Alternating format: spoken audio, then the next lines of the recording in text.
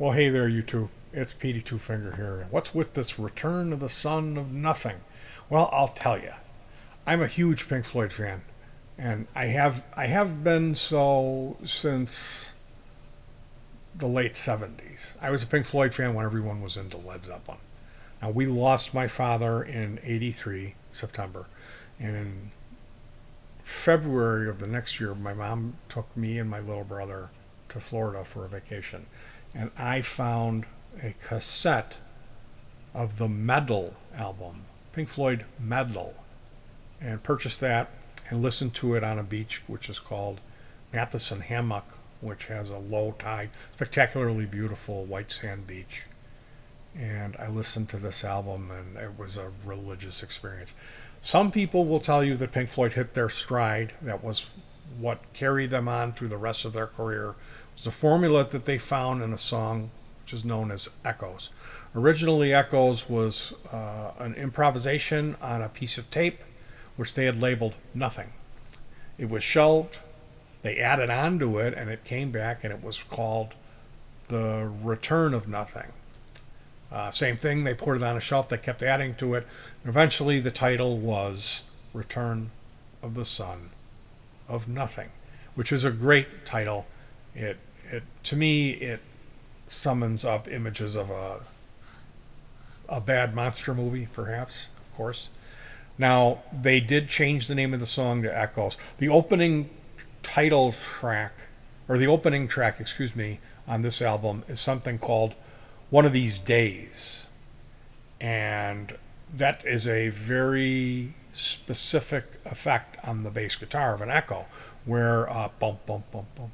So when you play in time, bunk, and it gives you this galloping, echoey, just a insanely cool effect. Now, there's a freak out part in this One of These Days where they add what is known as a tremolo, and it chops the volume up and down, dot, dot, dot, dot, dot, and that playing the bass through this echo effect to that rhythm with this chopper creates a really scary, almost like a synthesizer. Does not sound at all like a bass.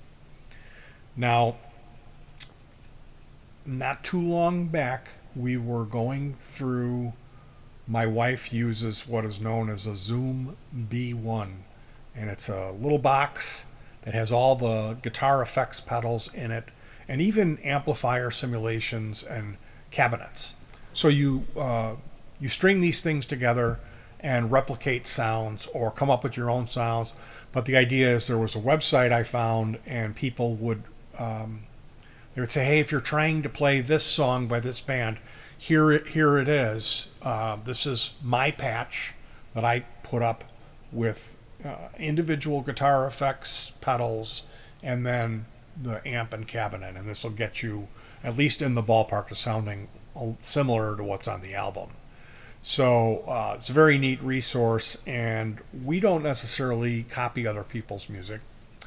But finding good patches I'm always up for that, and that's what we were doing this particular day when I stumbled across two patches for Pink Floyd Metal album, the song One of These Days. It had the the echo, which I wasn't that hot on that one. I ended up adding, just changing it a little and adding a sound on the attack, which is an envelope filter. And then the freak out one was amazing. It sounded exactly like the album, and my mind was blown. I was so excited about it. So I even told a few people, and they were like, yeah, so what? And I'm thinking, this is a really specific effect.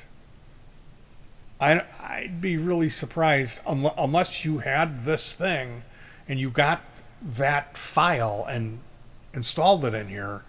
You don't know what I'm talking, like how unbelievably cool this is, because it is. So I was right away, I'm like, what are we going to do with this?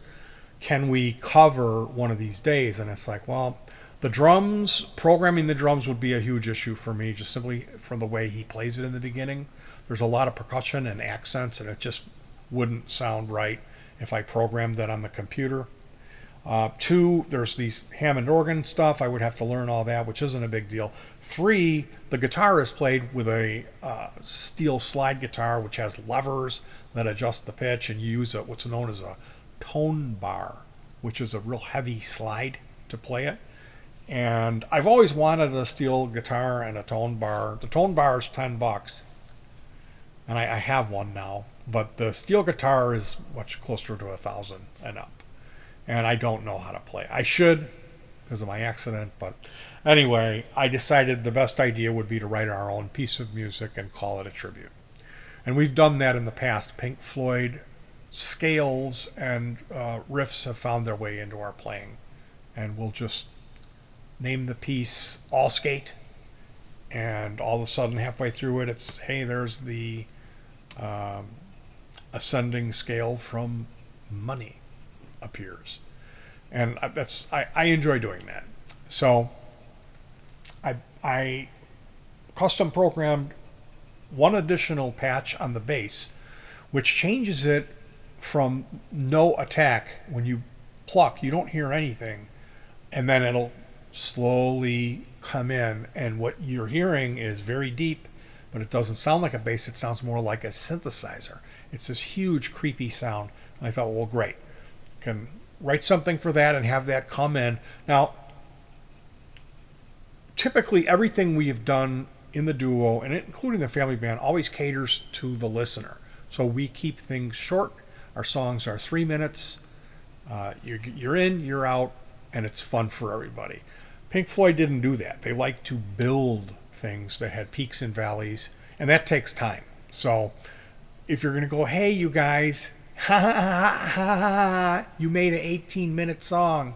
Well, ha ha on you, it was intentional, and I wouldn't take a second away from it looking at the edit. So it didn't come naturally for us. Some pieces will come naturally and we'll just play them. It was like pulling teeth to learn it. We got out twice. We played the first day when we shot footage of us performing this was 2 hours of it, nonstop, back to back. Second one was 5 hours, and it would seem like we would get to the end and all of a sudden something would happen. Like the MP3 player would switch itself to radio mode and blast the radio at the last 3 seconds of an 18-minute long piece.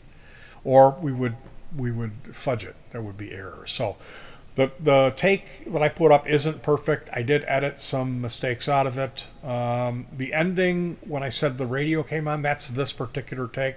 So if it looks a little funny at the end, if what you're hearing does not so much match up to exactly what you're seeing, that's because it's been edited.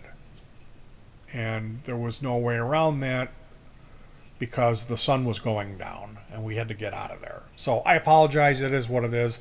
I still need to do some more editing on it to get it right. But basically, if you watch Pink Floyd's masterpiece, Pink Floyd at Pompeii, which was a live performance of that album, you'll see David Gilmore utilizing a slide where he's, for one example, he's moving it in a circular motions of pressing it lightly on the string, but he never plucks. Now he's got a long echo on the device, and this creates a steel wind sound, an artificial sci-fi sound effect that I've never heard before. I took the idea of the David Gilmore Seagull effect, which is where you take an old-fashioned crybaby wah-wah pedal and you switch the cables on it. And at that point, if you set the wah toe down and you turn everything at the right settings between your tone, your volume, and your pickup selector, because these all affect it, it makes this demonic Seagull, this laughing synthesizer tone that you don't play the guitar at all. You just turn your knobs and it does that through a delay. It's very interesting sounding. So I built something we call the David Gilmore Seagull box, which has a white noise generator, an echo, a pair of speakers, a big horn driver like a car alarm, It's got a little mixer circuit and then the reverse crybaby with a Strat pickup, all in one housing. So you put 9 volt in, and what you get out is wind noise through an echo. Mixer, it's all on like slider controls instead of, and some pots, and then the reverse Seagull. And the reason we didn't use that in this is because I would have had to mic it because everything is going line in. It was simpler to just run a reverse crybaby. Like someone mentioned that to me when I was doing my victory lap and I put up my video about the Seagull box. I got the comment, you realize you can just reverse your connections on the wah, which, yeah, I realize it, but I made this thing, which is cool. Anyway, Return of the Son of Nothing. That was the original working title for Echoes. It started out being called Nothing, then The Return of Nothing, because it kept getting shelved. So rather than call it One of These Nights, which was the working title, which was terrible, then I remembered, hey, they used to call Echoes that Return of the Son of Nothing. So that's why it's called what it is. I realize it's unbelievably long. It's our tribute to metal era Pink Floyd. We did the best we could. I hope you enjoyed the edit, and I'm asking you for a favor. I would like you to comment. Please let me know what you think of the piece, and I'd love for you to share it. I think this one deserves more than 20 to 50 views. I'd like to see this up around 200 views. Because I think it's good. I am proud enough of this that I really want to share it with Roger, would be my idea. So there's still some stuff in the editing that I'm working on.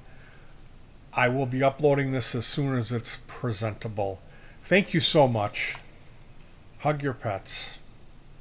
Don't forget to comment and share this one, please. And peace.